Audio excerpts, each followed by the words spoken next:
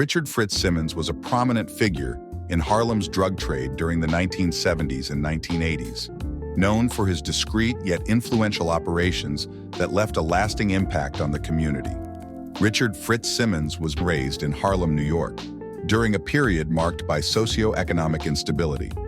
Harlem, in the mid-20th century, was a neighborhood struggling with poverty, systemic inequality, and a growing drug epidemic.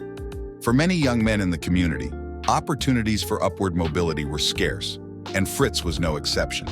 However, he was known to be intelligent, charismatic, and resourceful, qualities that would later help him rise to prominence in the drug world. Fritz grew up in a tight-knit community where neighbors looked out for each other, but the environment was far from idyllic. The economic hardships of the time often pushed young men to seek quick money, and for Fritz, the lure of the streets became impossible to resist. By his late teens, he began making small moves in the drug game, a decision that would set him on a path to both wealth and infamy. Fritz's introduction to the drug trade came under the guidance of an older mentor, a woman known as Queen Bee. Queen Bee was a nurse by profession, but had carved out a lucrative side hustle in the heroin business. She lived in the same building as Fritz on West 112th Street, and her operations were well known within the neighborhood. Recognizing Fritz's potential, Queen Bee brought him into her fold, teaching him the intricacies of the drug trade.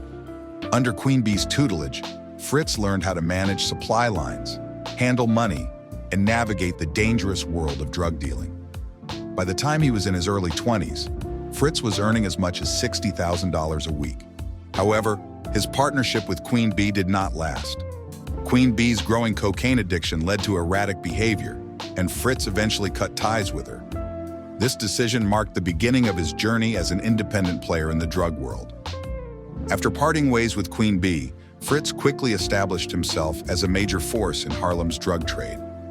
His big break came when he secured a direct connection with the Medellín Cartel, one of the most powerful and dangerous drug organizations in the world at the time. This connection gave Fritz access to high-quality cocaine at wholesale prices, allowing him to dominate the market in Harlem. What set Fritz apart from other drug dealers was his disciplined and low-profile approach. While many of his contemporaries flaunted their wealth with flashy cars, jewelry, and extravagant lifestyles, Fritz preferred to keep things understated. He continued to live in his modest apartment on West 112th Street and drove a Nissan Maxima instead of the luxury vehicles favored by other drug lords. This discretion not only helped him avoid unnecessary attention, but also earned him the trust and respect of those in his community. Fritz's business model was also unique. He became known as the Consignment King because he distributed drugs on consignment, meaning he allowed dealers to sell his product and pay him back afterward. This approach expanded his influence, as smaller dealers were eager to work with him, knowing they didn't need a large upfront investment. One of the keys to Fritz's success was his ability to surround himself with a small but loyal inner circle. Among his closest associates were Ace and Charles "Chucky" Kane, both of whom played significant roles in his operations. Unlike other drug lords who relied on large crews, Fritz kept his network tight, reducing the risk of betrayal or infiltration by law enforcement. Fritz's inner circle wasn't just limited to his business partners. He was also close to other figures in Harlem's underworld, including Rich Porter, another legendary drug dealer. Fritz and Rich shared a mutual respect, and Fritz even stepped in to help Porter during one of the darkest moments of his life. When Rich Porter's younger brother, William Porter, was kidnapped and held for ransom, Fritz supplied Rich with 30 kilos of cocaine to help raise the money. Unfortunately, the situation ended in tragedy, as William was murdered by his captors. Despite his involvement in the drug trade, Fritz was seen by many in Harlem as a benefactor. He frequently gave back to his community, helping struggling families with rent, groceries, and school supplies for their children. He also sponsored block parties and community events, which further solidified his Robin Hood-like reputation. For many residents of Harlem, Fritz was more than just a drug dealer. He was a symbol of resilience and resourcefulness. While his actions undoubtedly contributed to the drug epidemic that devastated the community, his generosity made him a complex and controversial figure. By the late 1980s, the federal government had intensified its efforts to dismantle the drug trade in Harlem. Law enforcement agencies were cracking down on major players, and the streets were becoming increasingly dangerous due to turf wars and rivalries.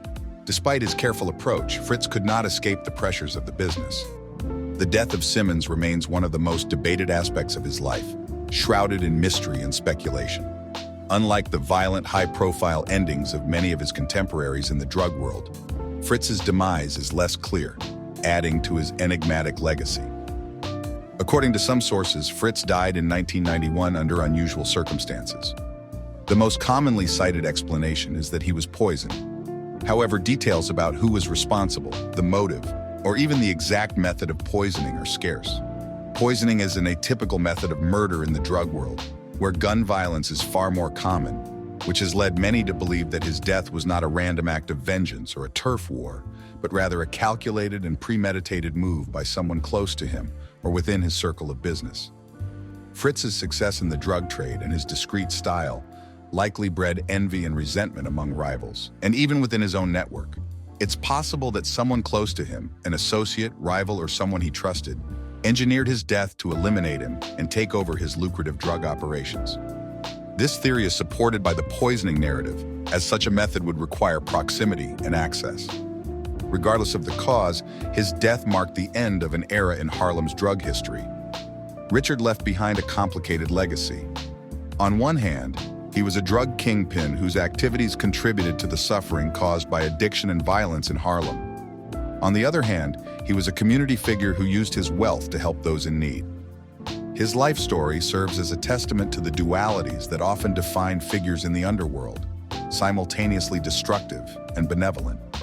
Fritz's story continues to fascinate people, as it offers a glimpse into the gritty realities of Harlem during the height of the drug epidemic. His calculated rise, disciplined operations, and enigmatic personality have cemented his place as one of the most intriguing figures in the history of New York's drug trade.